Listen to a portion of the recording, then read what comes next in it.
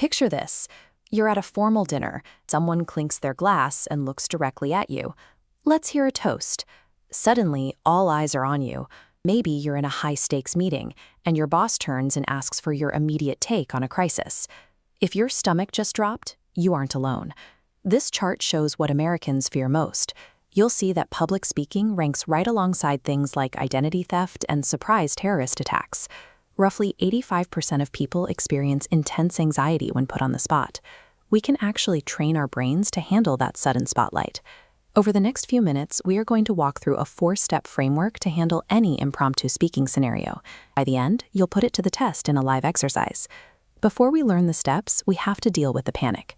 When you feel your heart rate spike, your instinct is to treat the situation like a high-pressure performance, with a strict right and wrong answer. You need to mentally reframe the moment as just a normal, low-stakes conversation. If you don't lower the temperature inside your own head first, your brain will freeze to protect itself, making it impossible to access the communication tactics we're about to cover. Step 1 is getting out of your own way. To see what that means, try this. For the next 10 seconds, look around the room you're in, point at random objects, and loudly call them by the wrong name. Point to a chair and say apple. Point to your desk and say car. Go ahead. Stop. Did you notice yourself pointing at things and naming fruits or vegetables or words starting with the letter A?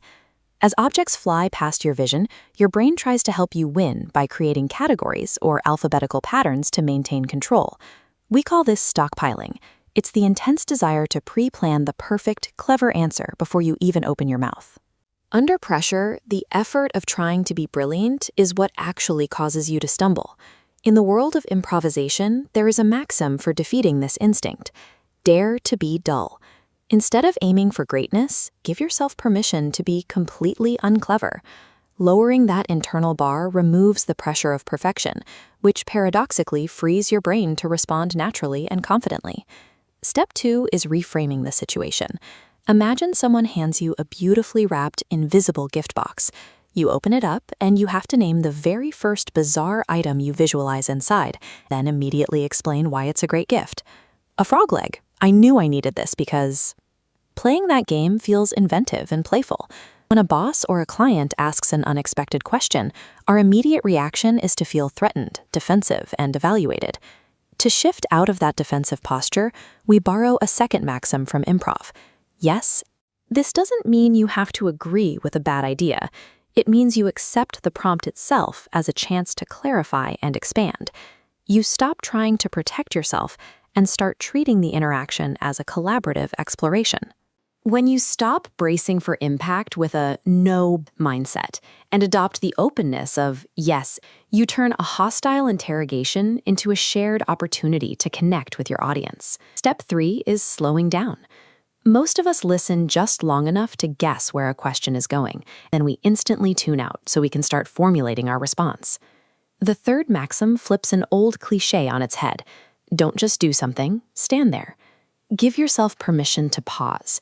Taking a breath prevents your brain from locking into a pre-planned answer before you actually know the full parameters of the prompt.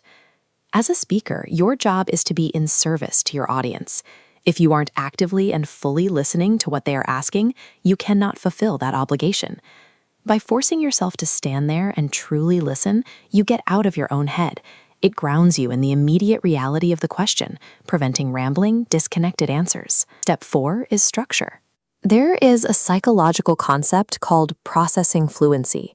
It tells us that we process structured information about 40% more effectively than unstructured data.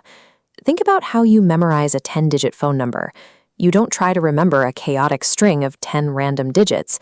Your brain automatically chunks them into a 3-3-4 sequence to make it digestible. You can do the same thing with impromptu speech. One highly effective structure is problem, solution, benefit. You state the issue, outline your fix, and explain the positive outcome. Another incredibly versatile framework is what, so what, now what. You start by defining exactly what the topic or product is. Then you explain why it matters to this specific audience. Finally, you tell them exactly what the next logical steps are. When you are put on the spot, you have to figure out what to say and how to say it all at once.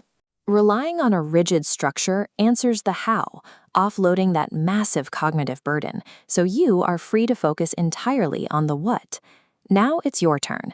Pick up any random object right next to you, a pen, a coffee mug, or a stapler. In a moment, you are going to pitch it to me, just like you were selling this classic metal slinky.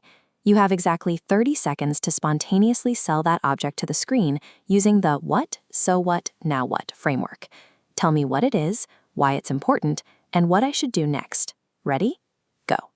And time. Think about how that felt. By leaning on the structure, you knew exactly where your pitch was heading. You successfully guided your audience from point A to point B without freezing up or rambling. To make this instinctual, start integrating this exact structure into your low-stakes daily conversations. When a friend asks about a movie or a child asks a random question, answer using what, so what, now what to build that muscle memory. Delivering a clear, confident answer under pressure is not an innate genetic talent. It is a mechanical, repeatable process. If you get out of your own way, listen, and apply structure, you achieve communicative freedom in any spontaneous moment.